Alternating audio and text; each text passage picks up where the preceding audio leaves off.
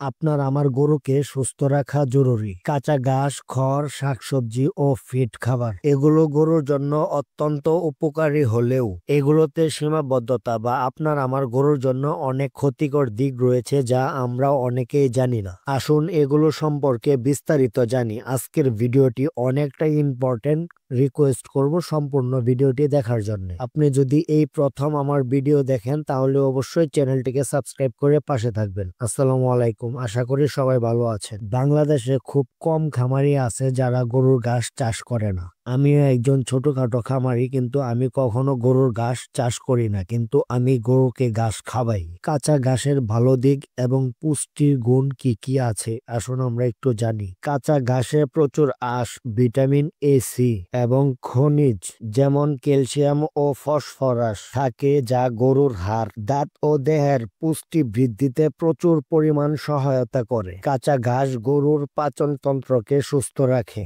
শুধু তাই না, আপনার গরুর যদি হজম শক্তির সমস্যা থাকে তাহলে হজম শক্তির জন্য কিন্তু অনেক ভালো কাজ করে। আবার এই কাঁচা ঘাসের ভিতরে কিছু ক্ষতিকর কাঁচা ঘাস রয়েছে।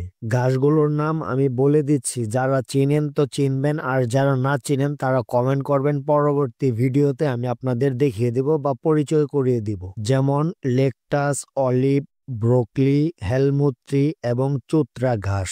এই ঘাসগুলো গরুর জন্য খুবই ক্ষতিকর এবং কি আপনার গরু মারাও যেতে পারে। এগুলো কিন্তু ধান খেতে বা রাস্তাঘাটে যে ঘাসগুলো হয় এই ঘাসগুলোর মাঝখানে কিন্তু মাঝে মাঝে থাকে। এই জন্য খুব সাবধানে আপনার গরুকে ঘাস এনে খাওয়াবেন। আর অবশ্যই এই ঘাসগুলো পানিতে সুন্দর করে ধুয়ে পরিষ্কার করে তারপরে খাওয়াবেন, না হলে কৃমি হওয়ার 100% চান্স থাকতে পারে। এবার আসুন শাকসবজিতে। শাকসবজিতে রয়েছে প্রচুর ভিটামিন এবং অ্যান্টিঅক্সিডেন্ট, যা আপনার গরুর স্বাস্থ্যকে মোটা তাজা করবে এবং দুধ উৎপাদন বাড়াতে খুব সাহায্য করবে। তাছাড়া আপনার গরুর কোষ্ঠকাঠিন্য থাকলে এটা দূর করে দিবে। রসুন অথবা পেঁয়াজের যে শাকসবজিগুলো হয় এগুলো কিন্তু ভুলেও খাওয়াবেন না, তাহলে আপনার গরুর কিন্তু গ্যাস সৃষ্টি হতে পারে। আপনি যদি একজন গরুর খামারি হন, ছোট অথবা বড়, আপনি সবসময় মনে রাখবেন আপনার গরুর হজম শক্তি ঠিক, খাওয়া দাওয়া ঠিক, আপনার গরুর স্বাস্থ্য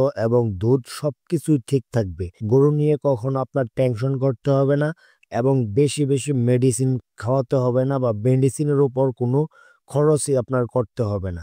এই কথাগুলো মেনে যদি আপনি গরু পালন করতে পারেন তাহলে আপনি একজন সফল খামারি হতে পারবেন, ছোট অথবা বড়। কিন্তু আমার মনে হয় আপনি একজন খামারি হলে আপনার গরুকে অবশ্যই আপনি খড় খাবান অথবা ফিড খাবার খাবান। কিন্তু এই ফিড খাবারে গরুকে কতটুকু ক্ষতি করে আপনি কি জানেন? আমার মনে হয় না যে আপনি জানেন। আর খড় খাবান, আপনি যদি গরুকে খড় খাবান, এই খড়ের ভিতরেও অনেক ক্ষতিকর দিক রয়েছে যা আপনি জানেন না। তো এই খড় এবং ফিড খাবার নিয়ে নেক্সট আমি আরো একটা ভিডিও বানাবো। আপনারা এখান থেকে অনেক কিছু জানতে পারবেন, শিখতে পারবেন। তো আজকের ভিডিও এ পর্যন্তই। ভালো থাকবেন, সুস্থ থাকবেন। আসসালামু আলাইকুম।